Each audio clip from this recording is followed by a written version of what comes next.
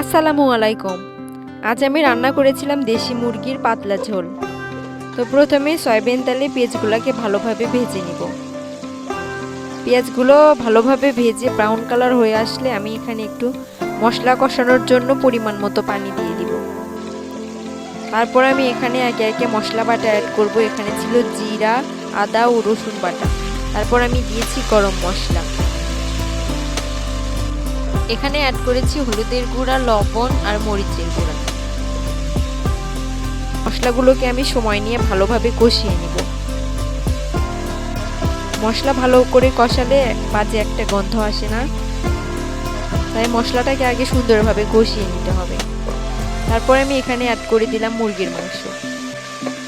মাংসের সাথে মশলাকে ভালোভাবে মিশিয়ে নিলাম।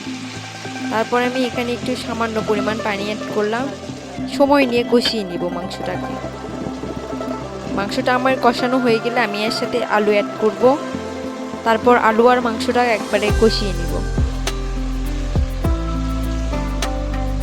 মুরগির মাংস বেশিক্ষণ ধরে কষালে তাহলে বাজে একটা গন্ধ আসে না, তাই আমি এখানে অনেক সময় ধরে কষিয়ে নিচ্ছি। তারপর পরিমাণ মতো পানি দিয়ে আমি ঢাকা দিয়ে দিব সেদ্ধ হওয়ার জন্য।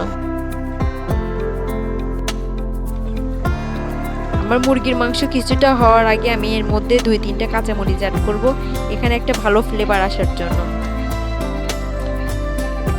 তারপর আমি এখানে নামানোর 2 মিনিট আগে অ্যাড করেছি ভাজা জিরার গুঁড়া। এটা দিলে আসলে মুরগির মাংস থেকে ফ্লেভার ভালো আসে। কেমন হয়েছে অবশ্যই জানাবেন। ধন্যবাদ।